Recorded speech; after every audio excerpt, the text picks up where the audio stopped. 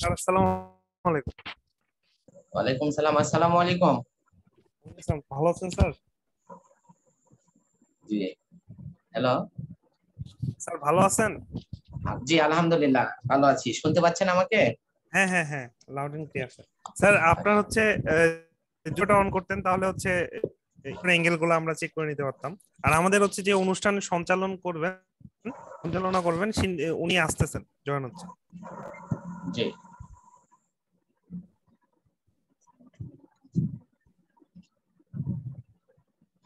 Hello. জি sir বলেন। আ, জি বলেন। Hello. জি sir, sir আপনার ভিডিওটা যদি দেন তাহলে হচ্ছে আমরা ভিডিওর অ্যাঙ্গেলটা একটু ঠিক করে নিতে পারতাম বা হ্যাঁ সব হ্যাঁ। চেক করে নিতে পারতাম। জি,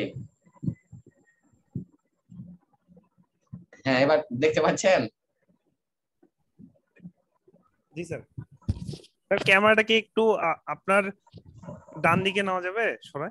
হ্যাঁ হ্যাঁ হ্যাঁ হ্যাঁ হ্যাঁ, এখন খুব সুন্দর হয়েছে।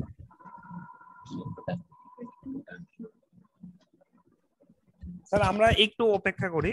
হ্যাঁ এটা হ্যাঁ, হচ্ছে। শিওর, সমস্যা নাই। 10টা তো। Thank you.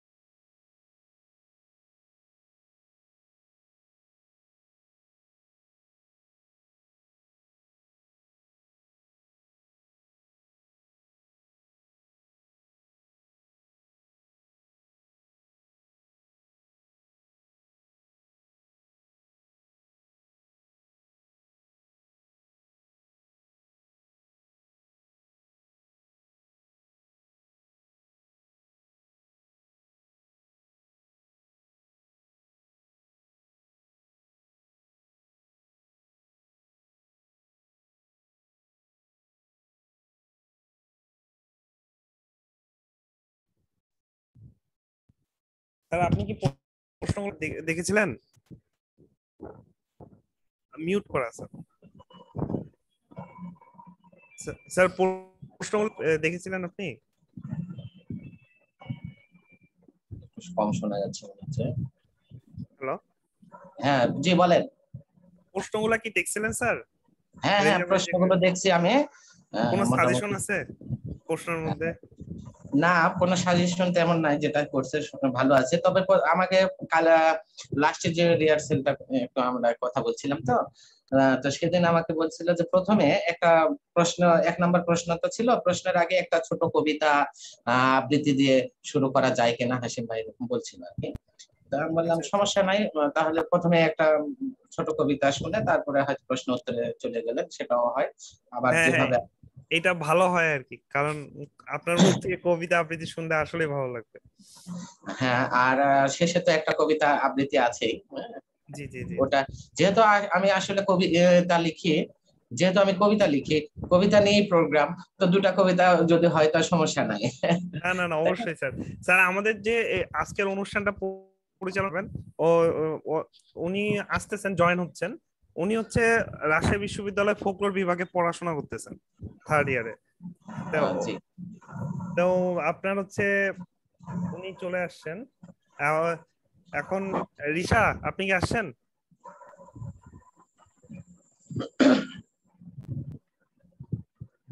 হ্যালো রিশা।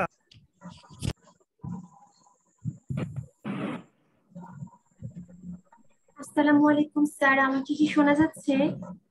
জি, শোনা যাচ্ছে আপু। ওয়ালাইকুম আসসালাম ওয়া রাহমাতুল্লাহ। ভালো আছেন আপু? জি, আমি আলহামদুলিল্লাহ ভালো আছি। আপনি ভালো আছেন? জি আলহামদুলিল্লাহ। স্যার আসলে আমি খুবই দুঃখিত, আমার জুম কানেক্ট হচ্ছিল না, জন্য আমার 3 মিনিট লেট হয়ে গেল। আপনি যদি পারমিশন দেন এখন আমরা শুরু করতে পারি।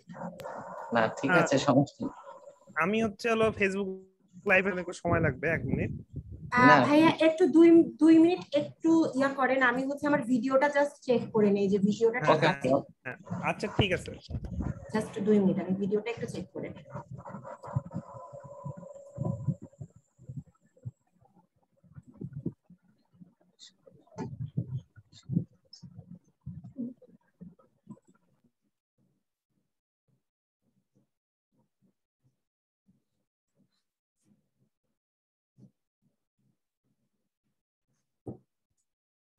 আমাকে কি দেখা যাচ্ছে আবির ভাই?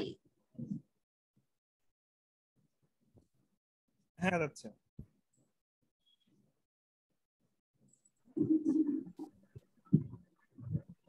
মেবি সবকিছু ঠিক আছে না ভাইয়া, অডিও ভিডিও? হ্যাঁ ঠিক আছে এবার। ওকে ভাইয়া, তাহলে আমরা এখন লাইভে যেতে পারি। স্যার হ্যাঁ আপনি যদি আচ্ছা পারমিশন দেন আমরা এখন লাইভে যেতে পারি। রিশা, আপনি কি হচ্ছে স্যারের সাথে কোনো বিষয়ে আলোচনা করা দরকার, কোনো আলোচনা করা দরকার আম, যেগুলো? রেজা ভাই কোয়েশ্চেনের সেটটা দিয়েছিল স্যারকে গ্রুপে, স্যার ওই কোয়েশ্চেন সেট কি ঠিক আছে, কোনো কিছু কি চেঞ্জ দরকার?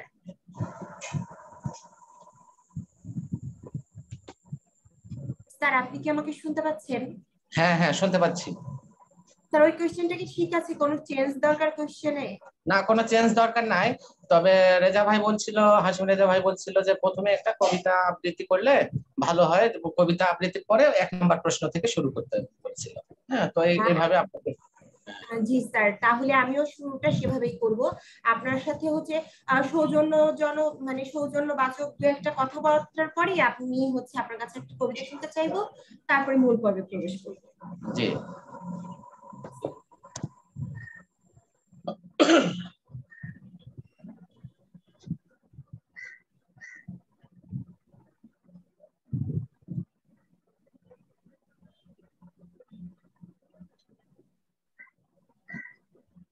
আমরা লাইভে।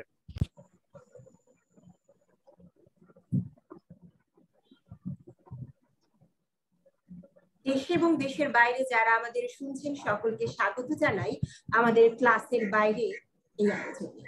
আশা করছি সকলে ভালোই আছেন এবং আমাদের অনুষ্ঠানের জন্য অধীর আগ্রহে আপনারা অপেক্ষা করেছিলেন। আপনাদের অপেক্ষার প্রহরকে আর দীর্ঘ করব না, শুরুতে পরিচয় করিয়ে দিচ্ছি আমাদের আজকের পর্বের অতিথির সঙ্গে। আমাদের সঙ্গে আজকে আছেন মশিদ বিল্লাহ স্যার। কেমন আছেন স্যার? আলহামদুলিল্লাহ, আপনাদের দোয়ায় আল্লাহর দোয়ায় আছি, ভালো আছি। আমরা আপনাকে আমাদের মাঝে পেয়ে অত্যন্ত আনন্দিত এবং আপ্লুত। আমরা লার্ন টাইম পরিবারের পক্ষ থেকে আপনার প্রতি কৃতজ্ঞতা প্রকাশ করছি। সুপ্রিয় দর্শক মণ্ডলী, আমাদের সবার শিক্ষা জীবনের গোড়াপত্তনের দিকে আমরা যদি তাকাই, তবে আমাদের সকলেরই হাতে খড়ি হয়েছিল আমাদের একজন শিক্ষকের হাত ধরে। যে শিক্ষককে হয়তো আমরা যখন শিক্ষা জীবনের প্রায় শেষ লগ্নে পৌঁছে গেছি কিংবা শিক্ষা জীবনটা শেষ করেছি অনেক বছর হলো, তখনও কিন্তু সেই শিক্ষকের কথা আমরা ভুলতে পারি না, কারণ সেই শিক্ষক আমাদের মানুষ করার কারিগর। এমনই একজন মানুষ আজ আমাদের মাঝে অতিথি হিসেবে উপস্থিত আছে। শুধু শিক্ষক হিসেবেই তিনি পরিচিত বা সমাদৃত তা কিন্তু নয়, তার আরো একটি গুণ আছে, তিনি নিজে খুব সুন্দর কবিতা লিখেন এবং তার স্বরচিত কবিতা তিনি খুব সুন্দরভাবে আবৃত্তিও করেন। কবি বলেছেন যে কবিতা লিখতে পারে না, যে কবিতা শুনতে পারে না, সে ভালোবাসতে পারে না, সে যুদ্ধে যেতে পারে না। তাই আমরা কবিতা শুনবো। শুরুতেই মশিদ বিল্লাহ স্যারকে অনুরোধ করছি একটি কবিতা পাঠের জন্য, তার নিজের স্বরচিত কোনো কবিতা। Please sir. জি ধন্যবাদ। আমি প্রথমে ধন্যবাদ জানাই লার্ন টাইম ক্লাসের বাইরে এই অনলাইন প্রোগ্রামে আমাকে আমন্ত্রণ জানানোর জন্য। আমি ধন্যবাদ ও কৃতজ্ঞতা জানাই জনাব মোহাম্মদ আরিফুল ইসলাম আবির ভাই, সাইফুল ভাই, মশিউর ভাই, সাউদা জামান রিশা আপু সহ এই প্রোগ্রাম সংশ্লিষ্ট অন্যান্য সকলের প্রতি, যাদের সহযোগিতায় আমি এই প্রোগ্রামে দুটি কথা বলার সুযোগ পেয়েছি।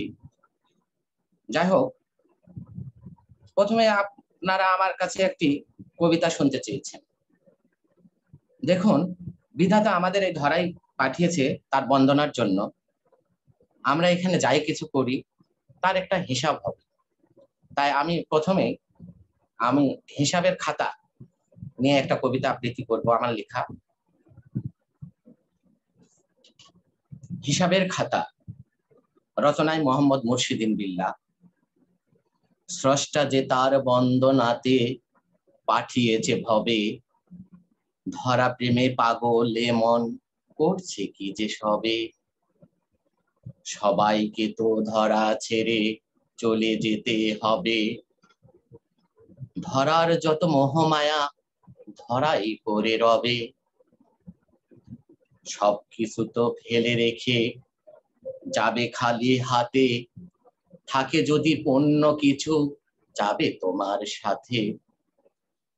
থাকে যদি একটিও পাপ নেবে তোমার পিছু, এছাড়া আর যাবে না তো ধরার কোনো কিছু।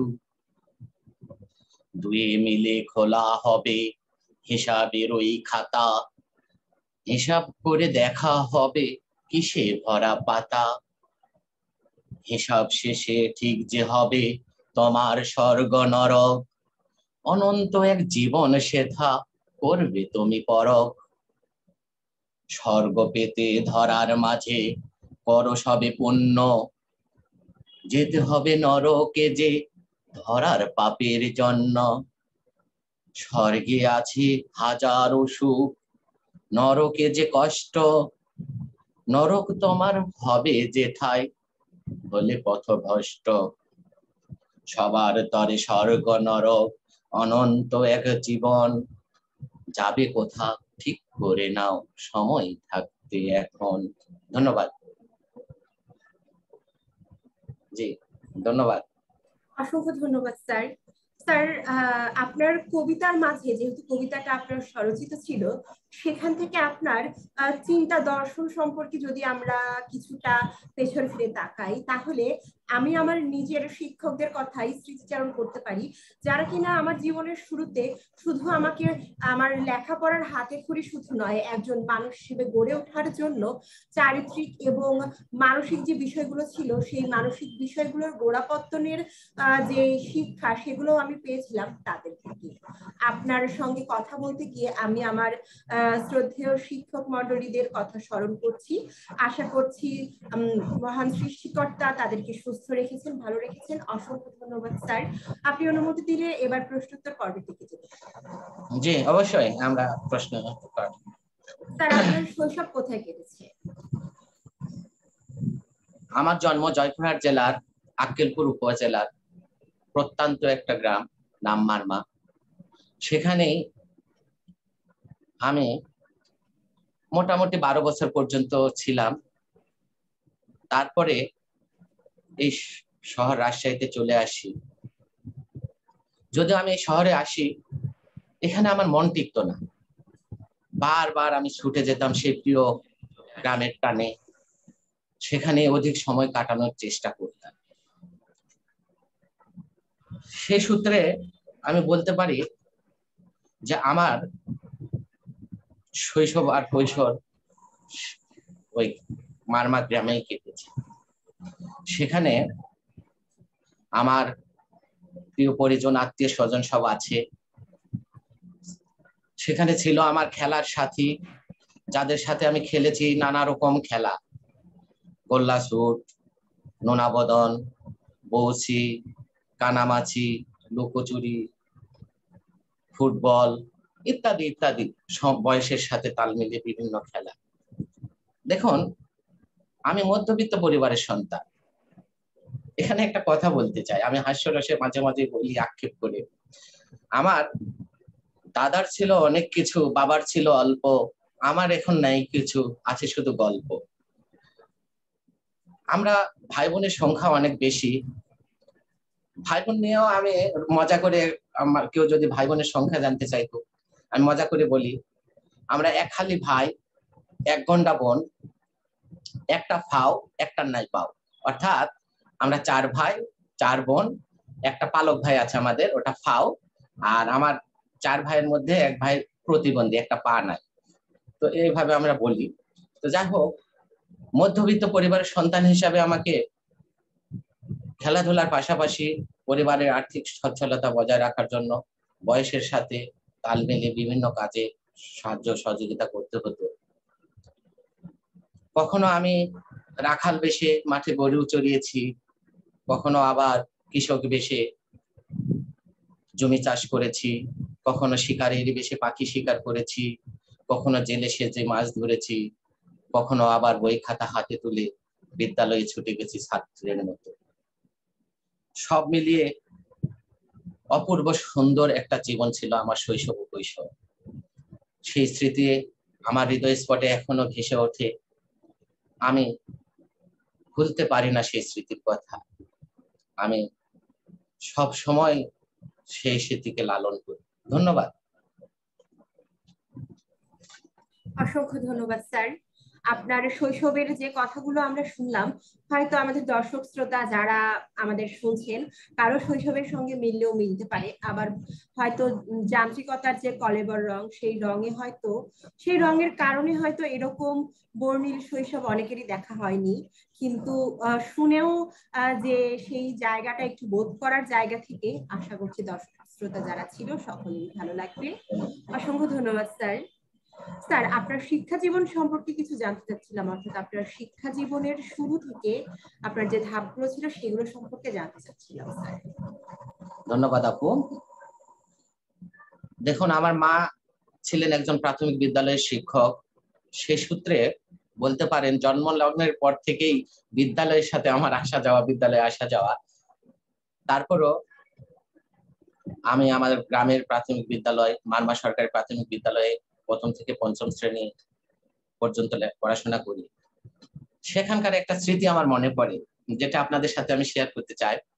সেটা হলো, আমি যখন ক্লাসে থাকতাম, আমার মা যখন আমার ক্লাস নিত, তখন আমি ক্লাসে মাকে মা বলে ডাকতাম।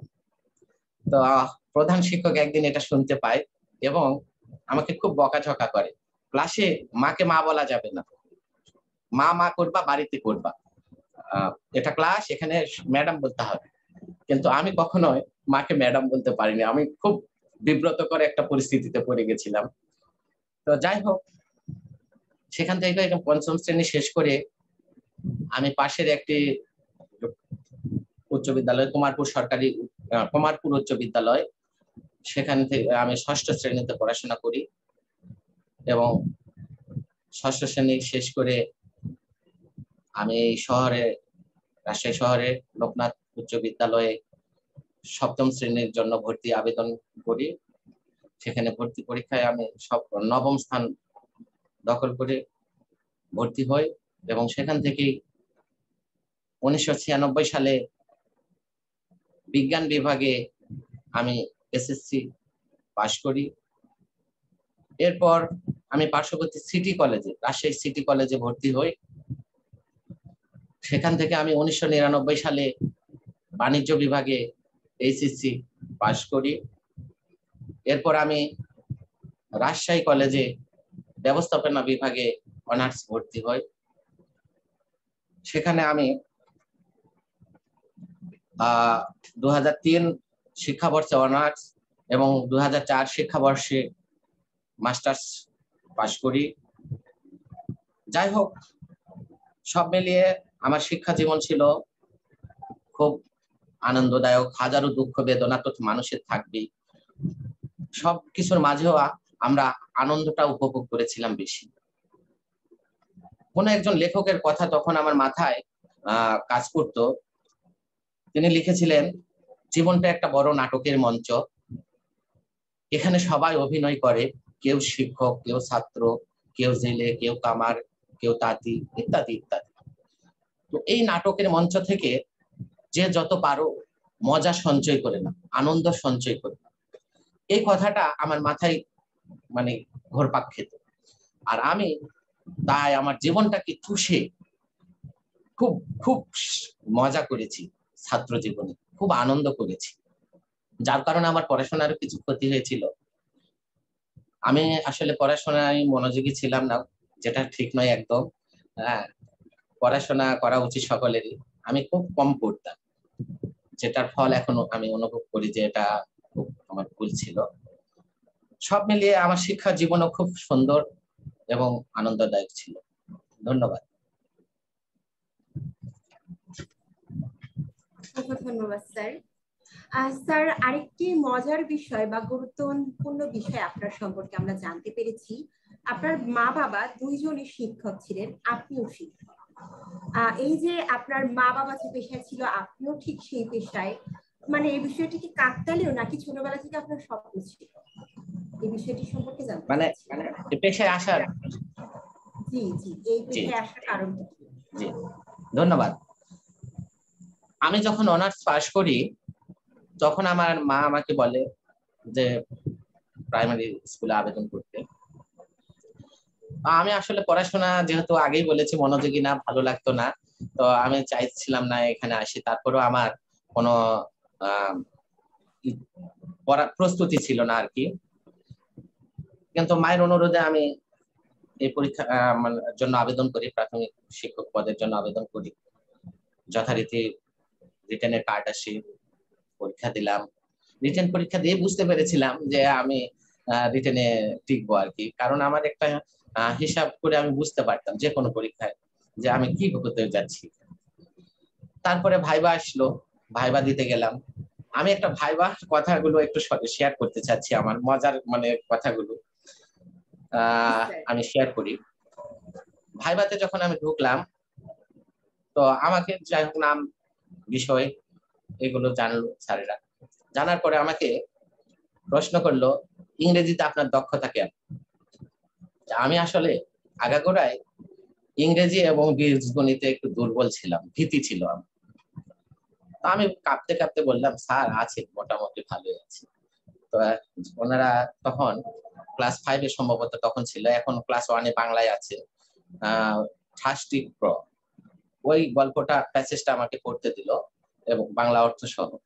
আমি ওখানে ঠাষ্টি শব্দটাকে সৃষ্টি বলে ফেলেছিলাম। তো স্যাররা সাথে সাথে ধরে ফেলেছিল, দিয়ে আমাকে বলছে কি বললেন আপনি? আমি বুঝতে পেরেছি যে আমি ভুল উচ্চারণ করেছি। তো আমি আর ওটা ইংলিশে উচ্চারণ না করে আমি বললাম যে স্যার কাক পিপাসার্থ, এই কথাটাই এখানে বলছি। তখন স্যাররাও বুঝতে পেরেছে যে আমি কৌশল করছি। তো ওনারা খুব হাসলেন আর কি। তারপরে আমাকে জিজ্ঞাসা করলেন গণিতে দক্ষতা কেমন? তো যে আমার বীজগণিতে যেহেতু ভীতি ছিল, ভয়ে ভয়ে বললাম যে আছে স্যার, মোটামুটি ভালো। বলেন। তা আমাকে জিজ্ঞাসা করছিল 100 টাকার ½ কত আর 100 টাকার 50% কত? তা আমি বললাম 100 টাকার 50% নিঃসন্দেহে 50 টাকা। 100 টাকার যদি হাফ করে পার্সেন্টেজ দেন তাহলে 50 টাকা হবে। আর 100 টাকার 1/2 এর সাথে পার্সেন্টেজ দিলে 0.50 পয়সা হবে। আমি এভাবেই তাদেরকে বলছিলাম। তো ওনারা খুব হেসে উঠলো। আমি ভাবলাম যে ভুল টুল বললাম নাকি। তো পরে ওনারা বললো যে যাই হোক, চাকরি হলে বাচ্চাদের ভালো করে পড়াবে। তখন আমি বুঝতে পারলাম হয়তো আমার চাকরিটা হচ্ছে। যাই হোক, এভাবেই আমার ভাইবার রেজাল্ট হলো। আমি খবর পেলাম আমার চাকরি হয়েছে সাথের খদারায়, বগুড়া নন্দীগ্রাম থানায়, সেখানে যোগদান করলাম। এই শুরু হলো আমার শিক্ষকতা জীবন। ধন্যবাদ। অসংখ্য ধন্যবাদ স্যার। স্যার, আমরা জানি স্কুলে আপনার বেশ খানিকটা সময় বাচ্চাদের সঙ্গে কাটে, বাচ্চাদের সঙ্গে কাটানো এই মুহূর্তগুলো আপনার কাছে কেমন? ধন্যবাদ আপু। দেখুন, আমি যখন যে কাজটা করি তা গভীর মনোযোগের সাথে করার চেষ্টা করি। বাচ্চাদের সাথে যখন আমি থাকি তখন সেখানে একটা আনন্দঘন পরিবেশ তৈরি করার চেষ্টা করি। আমি তাদের সামনে কৌতুক উপস্থাপন করি, ছড়া, কবিতা আবৃত্তি করি, গানের সুরে ছড়াগুলো বা কবিতাগুলো বলার চেষ্টা করি। এতে শিক্ষার্থীরা নেচে গেয়ে গানের সুরে খুব দ্রুত মুখস্থ করতে পারে। একটা মানে তাদের মধ্যে আনন্দের সঞ্চার হয়। সব মিলিয়ে আমি শিক্ষার্থীদের নিয়ে খুব মজা করি, তারা আমাকে খুব মিস করে, আমাকে খুব ভালোবাসে। সব মিলিয়ে খুব ভালো লাগে আমার আর কি শিক্ষার্থীদের সাথে সময় কাটাতে। ধন্যবাদ। অসংখ্য ধন্যবাদ স্যার। স্যার, আমরা জানতে পেরেছি আপনি ছবি আঁকতে খুবই পছন্দ করেন। প্রতিটি মানুষেরই বিভিন্ন দিকে বিশেষ আগ্রহ থাকে। আপনার আগ্রহটা আমরা এতক্ষণ জানছিলাম কবিতার দিকে, আরো জানলাম যে আপনার ছবি আঁকার দিকে আপনার আগ্রহ আছে। শুধু তাই নয়, আপনি প্রথম শ্রেণী থেকে পঞ্চম শ্রেণী পর্যন্ত ছবি এঁকে সেটা শ্রেণীকক্ষের দেয়ালে সেই ছবিগুলো দিয়ে সজ্জিত করে থাকেন। এর পেছনে কারণটা কি, বা মানে ছবি আঁকার প্রতি আপনার এই আগ্রহের কারণটা কি? জি, ধন্যবাদ আপু। দেখুন, আমাদের প্রাথমিক শিক্ষার একটা নির্দেশনা বলেন আর নিয়মই বলেন বা একটা কার্যক্রমই বলেন, সেটা হলো বছর শেষে একটা মিনা মেলা বলা হয়, যাকে আসলে উপকরণ মেলা। এটা হয় ইউনিয়ন পর্যায়ে, হয় জেলা পর্যায়ে হয়। তো এখানে প্রত্যেকটা ইউনিয়নের জন্য একটা স্টল বরাদ্দ থাকে। তো আমাদের ইউনিয়নের যে স্টলটা বরাদ্দ ছিল সেটা সাজানোর দায়িত্বে ছিল আমি একবার। সবার স্টল গুলো খুব সুন্দর করে সাজিয়েছে, কিন্তু আমার স্টল সাজানোর কোনো উপকরণ তেমন ছিল না সেখানে। অনেকে বাজারে কেনা উপকরণ দিয়ে সাজিয়েছি, ড্রয়িং রুম সাজানো উপকরণ দিয়ে সাজিয়েছি, যদিও আসলে এটা শিক্ষা উপকরণ দিয়ে সাজানোর কথা ছিল। তো আমি খুব মন খারাপ করলাম, লজ্জিত হলাম যে আমাদের স্টলটা একদম ফাঁকা, কিছুই নেই।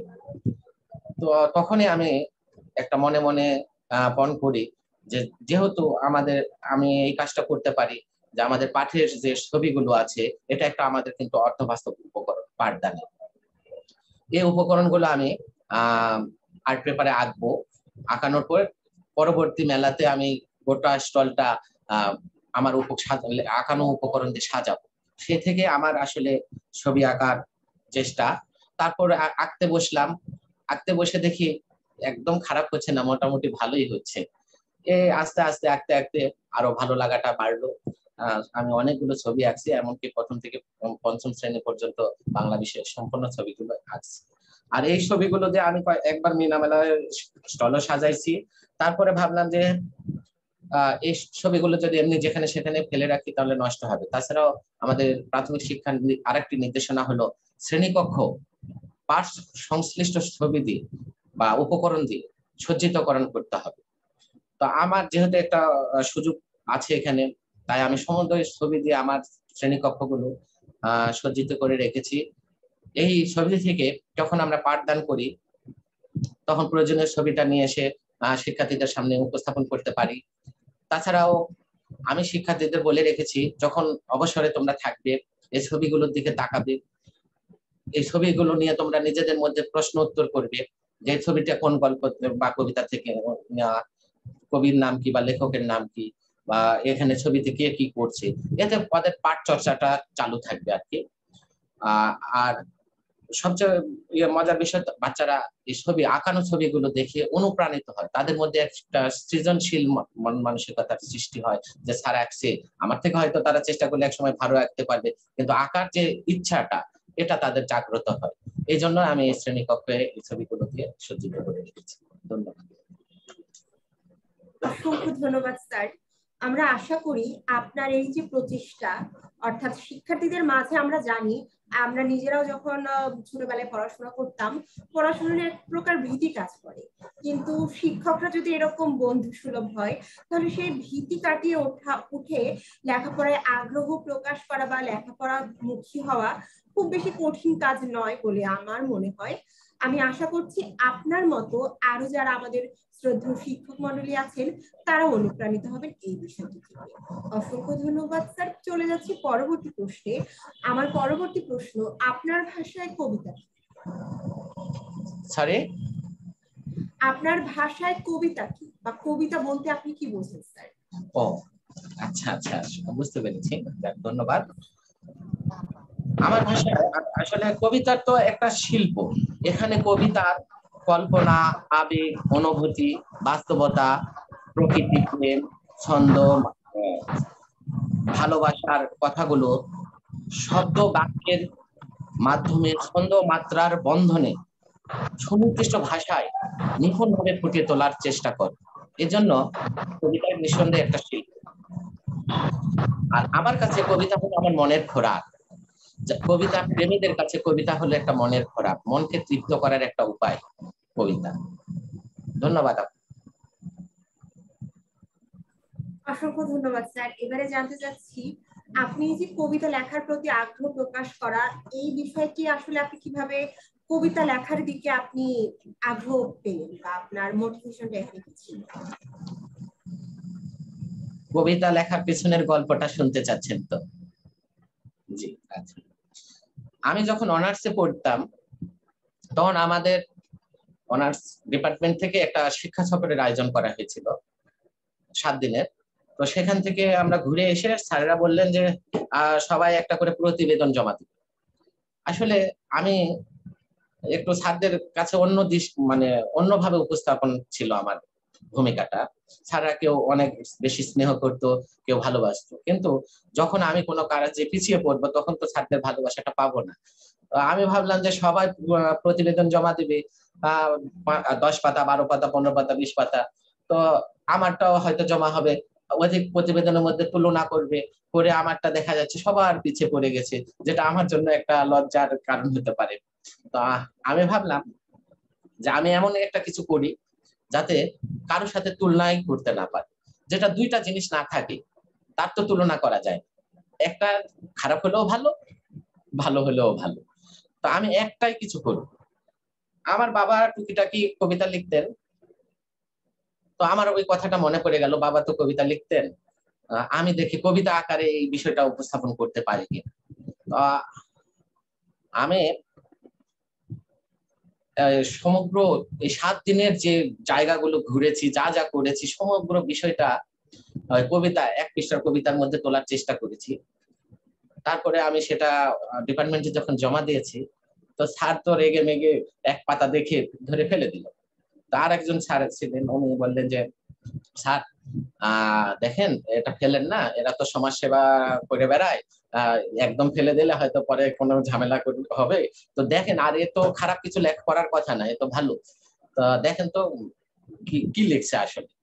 তারপরে আবার ওই স্যারটা তুলে নিয়ে পড়লেন, পড়ার পর বলছে স্যার দেখেন, হয়তো প্রতিবেদন আলাদা বিষয়, কিন্তু আমরা যা করেছি অল্প কথার মাধ্যমে, অল্প কথার কাঠামোতে সুন্দরভাবে তিনি এই ছাত্রটা উপস্থাপন করছে, খুবই ভালো একটা কবিতা লিখছে। তো তারপরে ওনার ওই স্যারটাও দেখলো, দেখার পর বলছে যে না ঠিকই আছে, খুব সুন্দর হয়েছে, তাহলে তো এই কবিতা লিখতে পারবে। আমাকে তারা উৎসাহিত করলো, অনুপ্রাণিত করলো যে আপনি কবিতা লিখবেন, বেশি বেশি করে লিখবেন।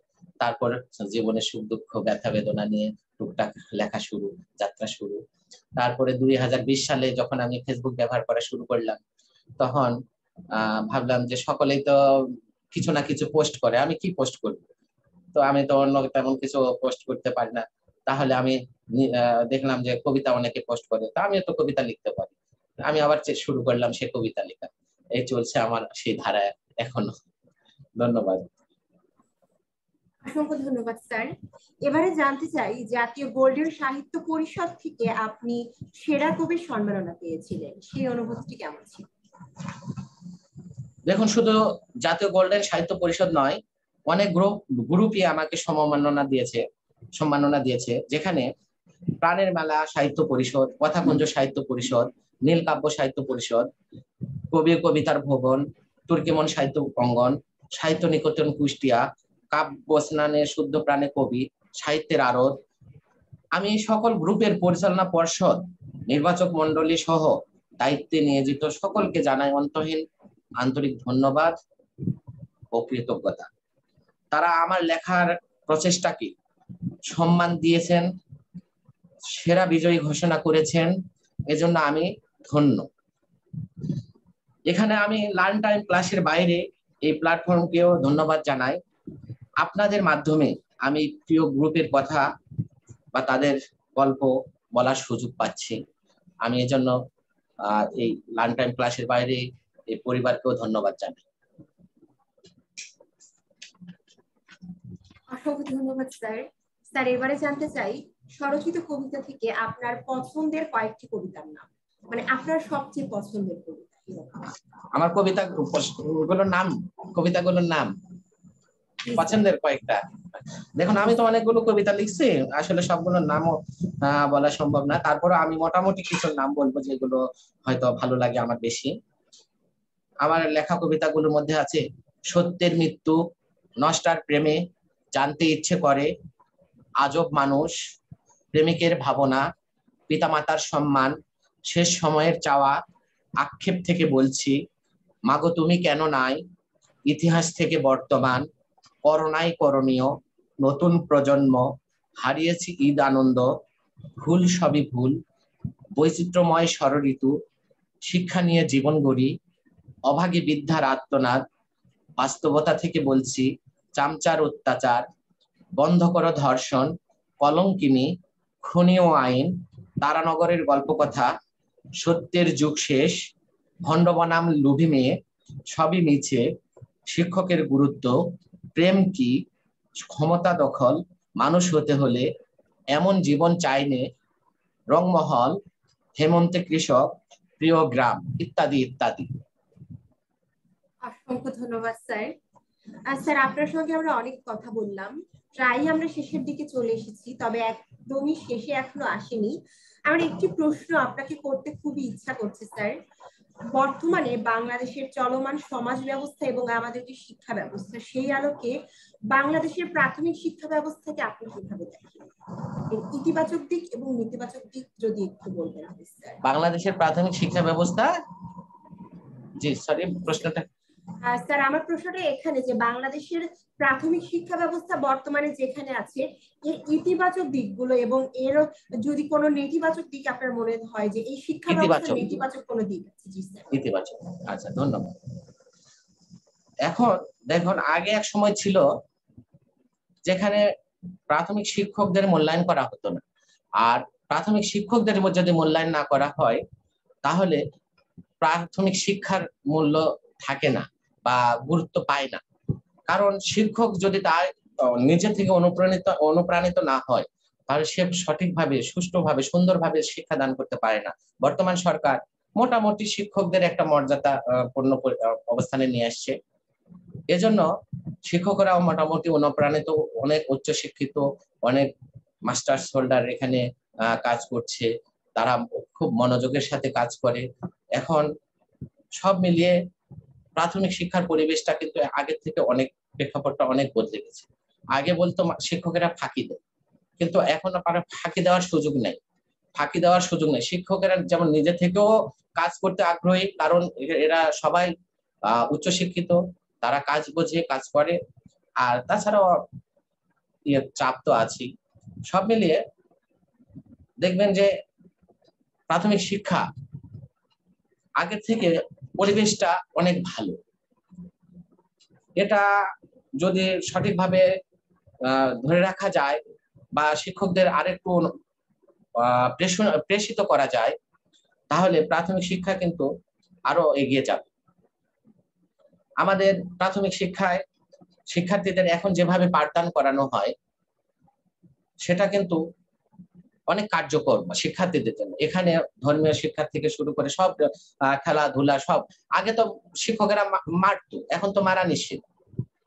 বাচ্চাদের ভালোবেসে তাদেরকে আদর করে বুঝিয়ে বিভিন্ন ভাবে কলা কৌশল অবলম্বন করে আনন্দ ঘন পরিবেশে শিক্ষা দিতে হয়, যেটা বাচ্চাদের, শিক্ষার্থীদের সৃজনশীলতা বিকাশে সহায়ক।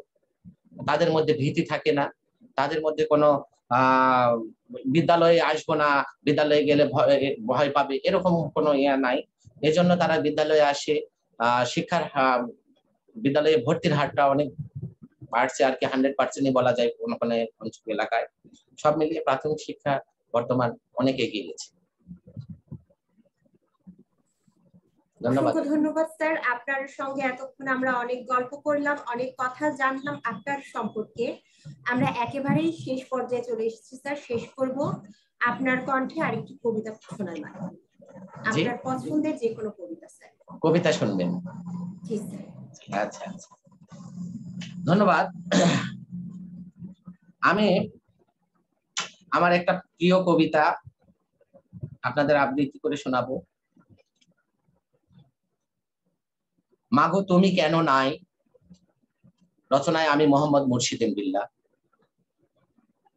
আজ প্রকৃতির প্রতিকূলতায়, প্রিয় পরিজনের নির্মমতায়, সমাজের নিষ্ঠুরতায়, বুকের মাঝে হাজারো শূন্যতায় বারবার কেন মনে পড়ছে হায়, মাগো মাগো তুমি আজ কোথায়? জানি নে কোন অভিমানে, কোন বিনে সুতার টানে আমাকে হেথা একা ফেলে, মাগো তুমি কোথায় গেলে? চলতে পারি না সমাজে আমি একাকী, তাই তো তোমায় মাগো করি ডাকাডাকি। বলো না মাগো আমায় কেন দিলে ফাঁকি? আজ কাজের ক্লান্তি আর দুঃখ বেদনায় কে দেবে আমায় মাগো একটুখানি ঠাঁই? তোমার মতো স্নেহময়ী আঁচল ছায়ায়, তবে বলো না মাগো তুমি কেন নাই? আজ কতদিন যায় না মাগো আমার জন্মভূমি, কেন বলো যাব? বলো না মাগো যেথায় নেই গো তুমি। তোমার মতো আর তো কেহ মাগো ডাকে না আমায় হেথা, তবে বলো না মাগো কিসের টানে যাব আমি আজ সেথা? তুমি তো যে আর জানো না মাগো তোমার বিদায়ের পর আমার জীবনে বয়ে চলেছে কত যে যন্ত্রণার ঝড়। তোমার মতো আর কেহ মাগো করে না আমায় আদর, ডাকে না মাগো আমায় কেহ আজ লক্ষ্মী সোনা বলে, নেয় না মাগো আমায় কেহ আদর করে যে কোলে। বলো না মাগো তোমার কথা কেমনে থাকবো ভুলে, তোমার স্মৃতি স্মরণে ভাসি দুই নয়নের জলে। আজ কেন মাগো হাজারো কথা পড়ছে আমার মনে, কত মজাই না করেছি মাগো আমরা সর্বক্ষণে। আনন্দে হাসিতে ভরা ছিল মাগো আমাদের এই বাড়ি, এসব রেখে যে কেন মাগো তুমি পরপারে দিলে পারি? তুমি নেই তাই জ্বলে না ভোরে রান্না ঘরের চুলা, ঘর বারান্দার পরতে পরতে জমেছে কত ধুলা। উঠান খোলান ভরে গেছে মাগো খড় পাতা আর ঘাসে, এ বাড়ির দিকে তাকিয়ে এখন পাড়ার লোকেরা হাসে। পুকুর ঘাটে শ্যাওলা পড়েছে যায় না মাগো সেথা যাওয়া, গাছে ধরে যে ফল ফলাদি চায় না মাগো আর পাওয়া।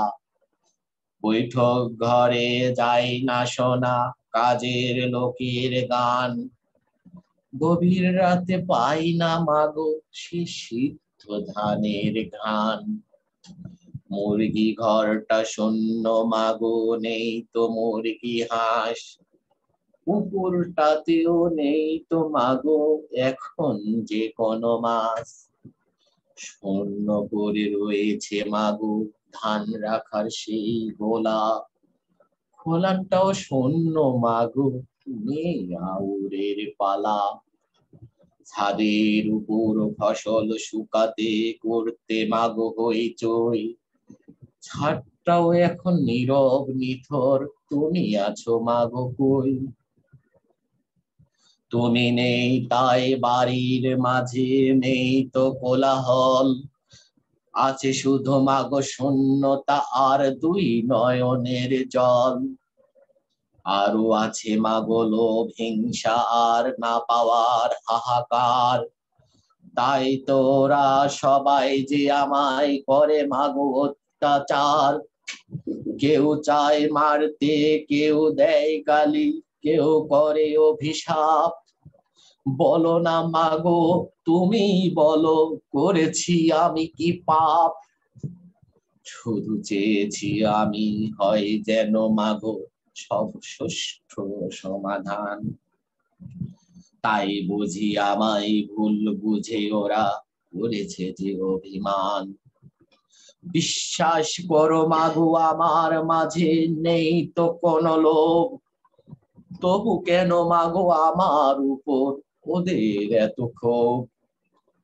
শয়নে জাগরণে মাগো কাঁদি আর ভাবি, কেমনে করে মাগো ওরা অন্যায় দাবি। তোমার দেওয়া সম্পদ মাগো কেন ওরা চায় কেড়ে নিতে, তবে কি সম্পদের কাছে সম্পর্ক মাগো তুচ্ছ পৃথিবীতে।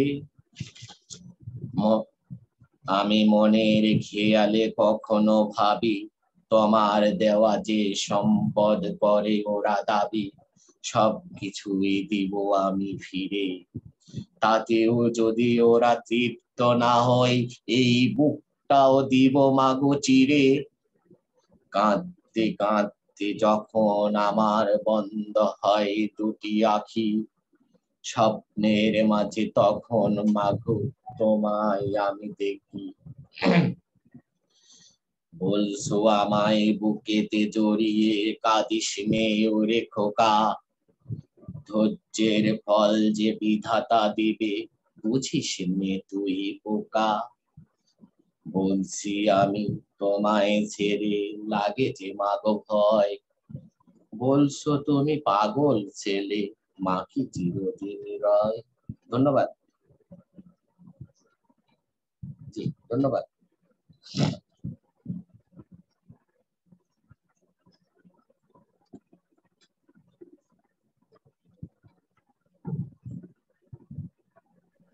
স্যার আমাকে কি শোনা যাচ্ছে এখন? Hello sir. জি স্যার আমাকে কি এখন শোনা যাচ্ছে? কিছু যান্ত্রিক সমস্যা হচ্ছিল তো আমার এখানে। একটু কম শোনা যাচ্ছে, সাউন্ডটা কম মনে হচ্ছে। স্যার এখন আমাকে শোনা যাচ্ছে? হ্যাঁ হ্যাঁ এখন শোনা যাচ্ছে। অসংখ্য ধন্যবাদ স্যার। আপনার সাথে আমরা বেশ খানিকটা সময় কাটালাম, সেখানে আপনার শৈশব থেকে শুরু করে আপনার শিক্ষা জীবনের কথা, আপনার মুখ থেকে শুনলাম বাংলাদেশের শিক্ষা ব্যবস্থা নিয়ে বিভিন্ন কথা শুনলাম, আপনার স্বরচিত কবিতা পাঠে আগ্রহের কারণ, সেই সাথে জানলাম আপনার শিক্ষার্থীদের বিদ্যালয়মুখী করা এবং বিদ্যামুখী করার ভিন্ন ধর্মী বিভিন্ন প্রয়াসের কথা। অসংখ্য ভালো লাগলো স্যার আপনার সঙ্গে কথা বলার মাধ্যমে, আপনার সম্পর্কে জানার মাধ্যমে। লার্ন টাইম পরিবারের পক্ষ থেকে আপনাকে আবারও ধন্যবাদ জানাচ্ছি। আশা করছি পরবর্তী কোনো আয়োজনে আপনাদেরকে পুনরায় আমাদের মাঝে পাবো। যে আমিও আপনাদের সকলকে ধন্যবাদ জানাই। লার্ন টাইম ক্লাসের বাইরে পরিবার থেকে আমি আমন্ত্রণ পেয়ে আজকে দুটি কথা বলতে পারলাম, নিজেকে খুব ভালো লাগলো। আমি অনুপ্রাণিত, আমি মুগ্ধ, আমি আপ্লুত। আমি এই পরিবারের দায়িত্বে নিয়োজিত সকলকে অশেষ অশেষ ধন্যবাদ জানাই। ধন্যবাদ সকলকে। অসংখ্য ধন্যবাদ স্যার। দর্শক মন্ডলী যারা আমাদের সঙ্গে এতক্ষণ ছিলেন, আশা করছি আপনাদের সময়টিও খুবই ভালোভাবে কেটেছে। আবারও ক্লাসের বাইরের অনুষ্ঠান নিয়ে আপনাদের সামনে আবারও আসবো। সে পর্যন্ত ভালো থাকুন, সুস্থ থাকুন, নিরাপদে থাকুন। আসসালামু আলাইকুম। আমাদের লাইভ ইভেন্টটা শেষ হয়ে গেছে, মানে আমি স্টপ করছি স্ট্রিমিংটা। ধন্যবাদ স্যার, আজকে এই ইভেন্টটা অনেক সুন্দর ছিল। ঈশা ধন্যবাদ। কেমন হয়েছে ভাই? একটু ছিল হয়তো বেঁধে বেঁধে গেছে নাকি বুঝতে পারিনি, কেমন ছিল? না স্যার অনেক সুন্দর ছিল।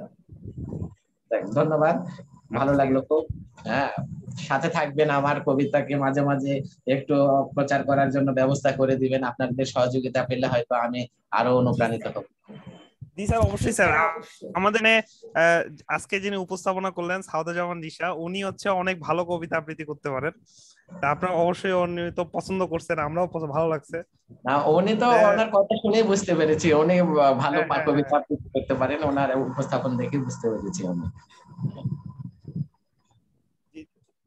পরবর্তীতে অবশ্যই ইনশাআল্লাহ যোগাযোগ করব স্যার। ইনশাআল্লাহ ইনশাআল্লাহ। জি জি থ্যাংক ইউ স্যার। ভালো থাকবেন স্যার। আসসালামু আলাইকুম। সকলে ভালো থাকবেন। ওয়া আলাইকুম আসসালাম।